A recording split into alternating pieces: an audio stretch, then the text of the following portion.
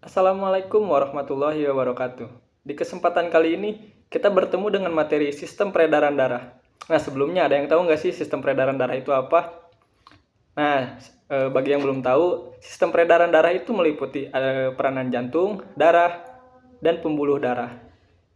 Nah, teman-teman, kita langsung masuk aja ke materinya ya.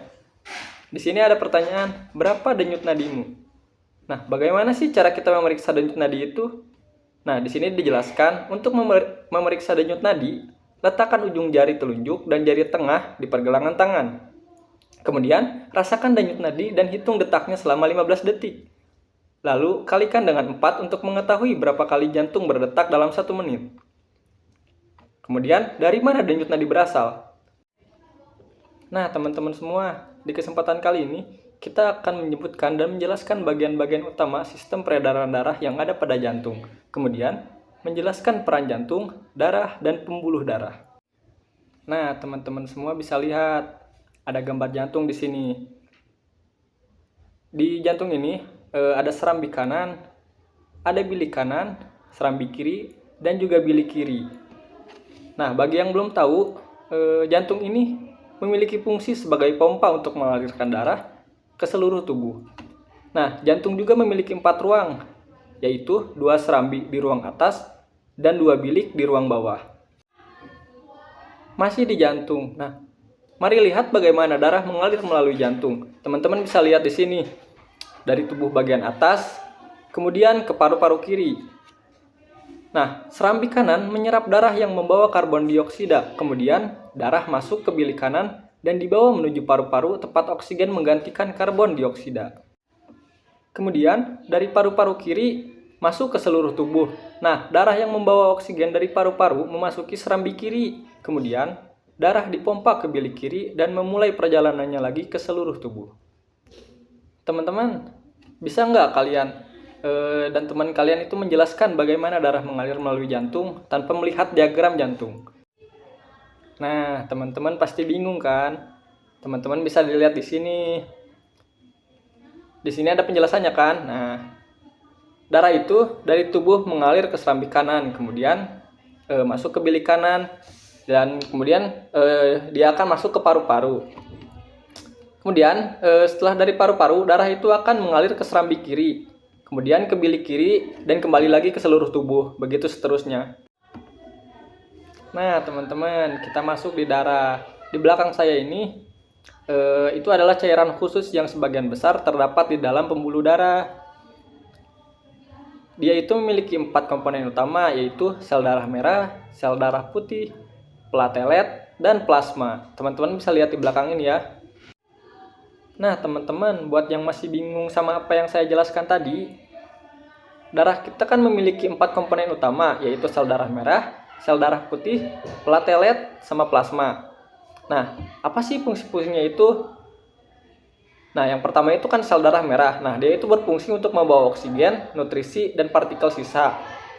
Kemudian, sel darah putih itu berfungsi untuk melawan penyakit dan melindungi tubuh dari infeksi. Yang ketiga itu ada platelet. Nah, dia itu berkumpul di lokasi cedera dan membantu proses pembekuan darah. Yang terakhir ada plasma. Plasma ini adalah cairan kuning pucat, tempat komponen lain mengapung di dalamnya. Seperti itu teman-teman. Nah, teman-teman, tahu nggak sih ketika seseorang menjalani tes darah, sejumlah kecil darah mereka itu diambil dan disimpan di dalam tabung untuk dilakukan pengujian. Loh, kok begitu? Nah, ini tuh fungsinya untuk memeriksa secara detail darah mengalami pemisahan komponen.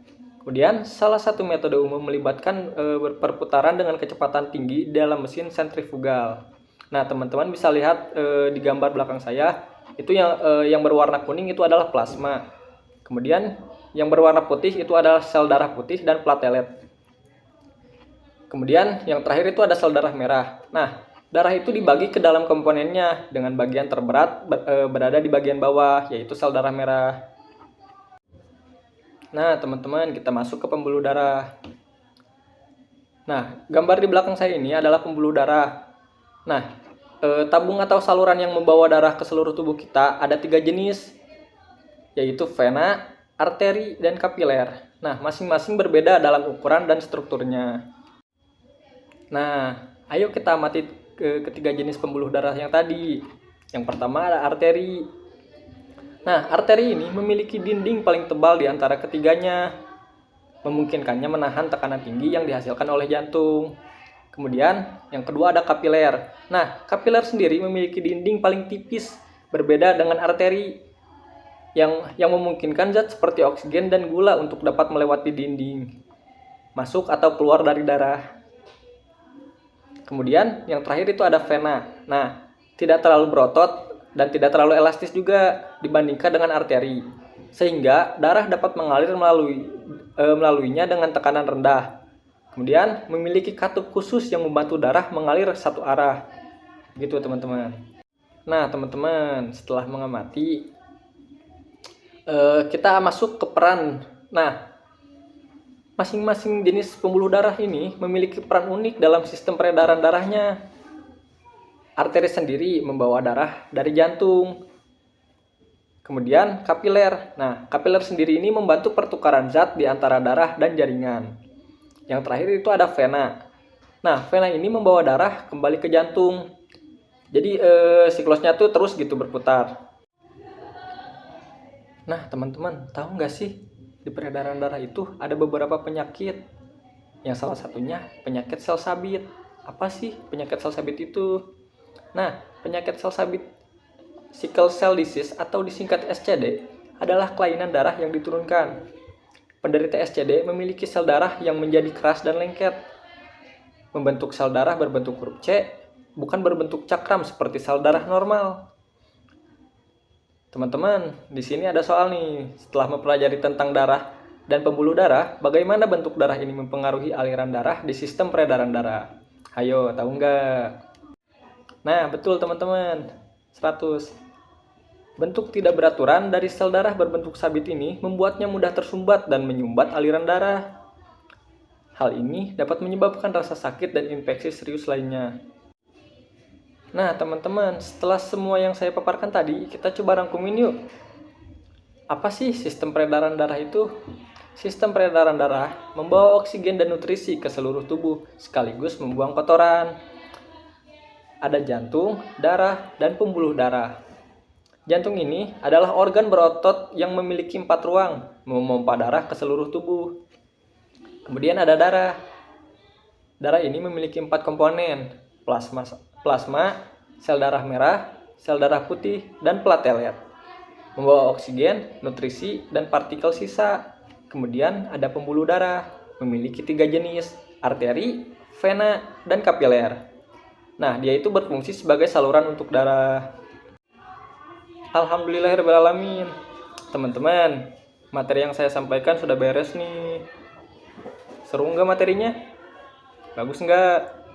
Mungkin semoga aja kita bisa bertemu di materi lain kali. Saya pamit undur diri. Wassalamualaikum warahmatullahi wabarakatuh. Dadah. Dolewak. Selamat datang seluruh Babang Oksi. Selamat ya telah terpilih menjadi oksigen yang akan berperan penting di dalam tubuh ini. Sekarang kita ada di saluran vena pulmonal, yaitu pembuluh darah balik yang mengisikan sel darah merah kayak oksigen dari paru ke jantung bagian kiri. Mbak, nanti kita di jantung diapain?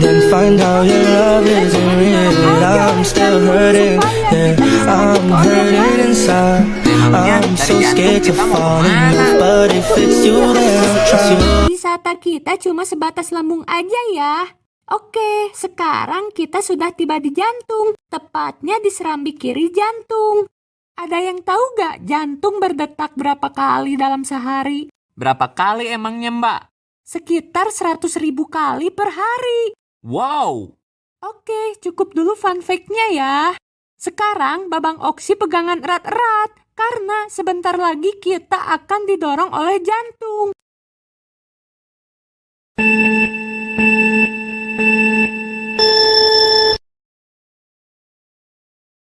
Kenceng banget, Mbak. Betul sekali Babang Oksi. Kalau gak kenceng, nanti kita gak sampai ke organ yang dituju. Oke Babang Oksi sekalian, sekarang kita ada di pembuluh darah aorta. Aorta itu apaan, Mbak? Aorta itu pembuluh darah terbesar dalam tubuh manusia, Bang Oksi. Berarti nanti ada pembuluh darah kecilnya dong, Mbak.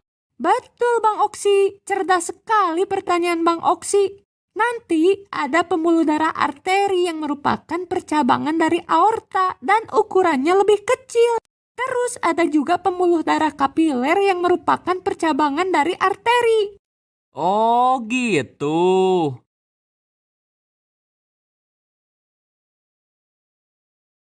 Sekarang kita udah masuk ke pembuluh arteri dan sebentar lagi kita bakal sampai ke lambung.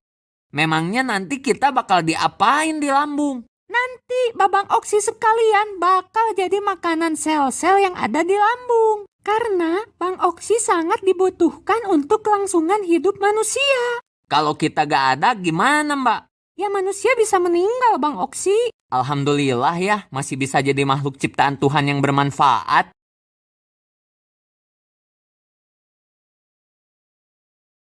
Sekarang kita udah masuk pembuluh darah kapiler. Sebentar lagi sampai lambung. Nanti Babang Oksi sekalian diturunin di halte lambung khusus oksigen ya. Kalau kita semua udah turun, transhemoglobin ini lanjut kemana lagi, Mbak?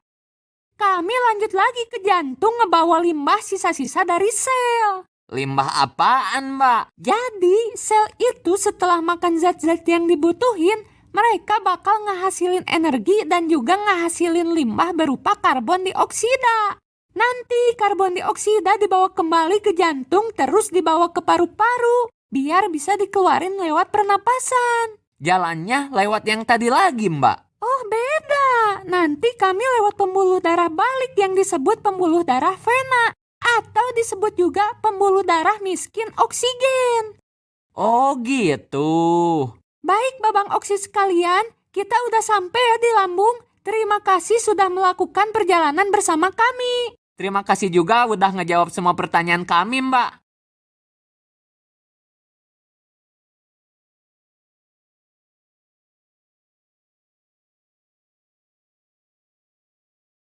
Sistem peredaran darah manusia itu dibagi menjadi dua, yaitu sistem peredaran darah besar dan juga kecil. Kenapa bisa disebut begitu? Simpelnya gini, guys. Peredaran darah besar adalah perjalanan darah dari jantung ke organ lainnya dengan jarak yang lebih jauh. Kalau peredaran darah kecil, jaraknya lebih dekat. Sekian penjelasannya, guys. Semoga bermanfaat ya.